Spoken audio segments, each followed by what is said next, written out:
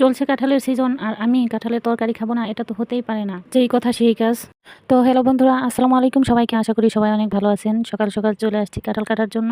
আমাদের গাছ থেকে বড় একটা কাঁঠাল কেটে নিয়ে আসলাম। এই যে দেখতে পাচ্ছেন, বিশাল বড় একটা কাঁঠাল, প্রায় 2 হাত সম পরিমাণ হবে। মোবাইলে অতটা বোঝা যাচ্ছে না।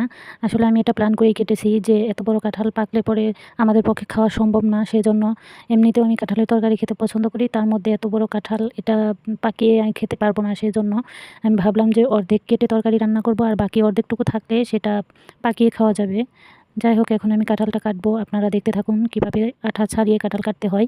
সাথে কিছু সরিষার তেল নিয়েও বসতে হবে আমাকে, না হলে তো এগুলোর মায়া মহব্বতে আটকে যাব, আমি আর কিছুই করতে পারবো না তখন। এ পর্যায়ে কাঁঠালটিকে অর্ধেক করে কেটে নিতে হবে এবং তারপর ছোট ছোট স্লাইস করতে হবে। এই তো মাছ বরাবর আমি কেটে নিব। দেখতে পাচ্ছেন, আমি নিচের অংশটুকু তরকারি রান্না করব এবং মাথার যে অংশটুকু সেটুকু রেখে দেবো, কারণ বেশিরভাগ ফলেরই মাথার দিকে মিষ্টি হয়। আমি যেহেতু মাথার অংশটুকু পাকিয়ে খাবো, সেজন্য আমি মাথার অংশটুকু রেখে দেবো, আর যে নিচের অংশটুকু সেই অংশটুকু আমি রান্না করে খাবো। রান্না করে খাওয়ার জন্য আমার মিষ্টি হওয়ার দরকার নাই, সেজন্য আমি নিচের অংশটুকুই বুদ্ধি করে নিয়ে নিলাম। বিশাল কাঁঠালটা কাটার জন্য রীতিমতো আমি যুদ্ধ শুরু করে দিয়েছি। দেখতে পাচ্ছেন আপনারা, কোনোভাবে আমি 2 খণ্ড করতে পারতেছি না। দেখতে পাচ্ছেন আমার বটিটা ভিতরের দিকে যাচ্ছে না। কাঁঠালটা যেমনই শক্ত আর তেমনই এর পুরুত্বটা অনেক বেশি, সেজন্য আমি রীতিমতো হিমশিম খেয়ে যাচ্ছি। এক পর্যায়ে মনে করছিলাম হয়তো বা আমি কাঁঠালটা কাটতেই পারবো না, কিন্তু আমি হাল ছাড়িনি। যেভাবেই হোক কাঁঠালটা আমার কাটতেই হবে, কারণ কাঁঠালের তরকারি খেতে তো হবে অবশ্যই। কোমর বেঁধে যুদ্ধে নেমে গেলাম কাঁঠাল কাটার জন্য। যেভাবেই হোক কাঁঠালটা কাটবই আজকে আমি। আপনারা দেখতে থাকুন কিভাবে আমি কাঁঠালটা কাটতেছি। সেই জন্য আমি যতটুকু জানি বেশিরভাগ মানুষই কাঁঠালের তরকারি খেতে পছন্দ করে, কিন্তু এই কাঁঠাল কাটার ঝামেলার কারণে খেতে চায় না বা খায় না। এই একটু কষ্ট করার কারণে কাঁঠালের তরকারিটা রান্না করে খেতে পারে না।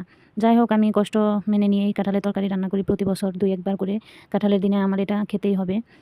আজকেও তার ব্যতিক্রম ঘটেনি। আজকেও আমি কাঁঠাল কেটে নিয়ে আসছি, আর দেখেন কিভাবে যুদ্ধ করে কাঁঠালটা অবশেষে 2 খণ্ড করে নিলাম কাঁঠালটা। আর মাথার অংশটা আমি রেখে দিচ্ছি সেটা পাকিয়ে খাওয়ার জন্য।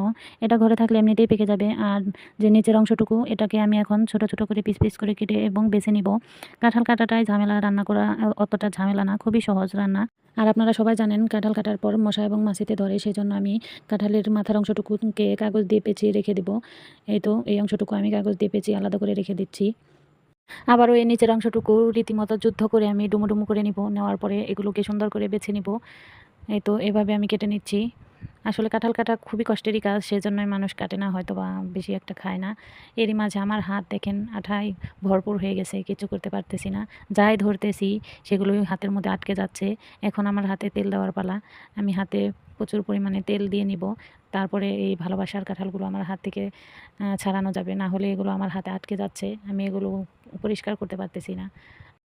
সরিষার তেলটা কাঁঠালের মধ্যে ম্যাজিকের মতো কাজ করে, দেওয়ার সাথে সাথে আঠা নরম হয়ে হাত থেকে ছেড়ে দেয় এবং সেগুলো খুবই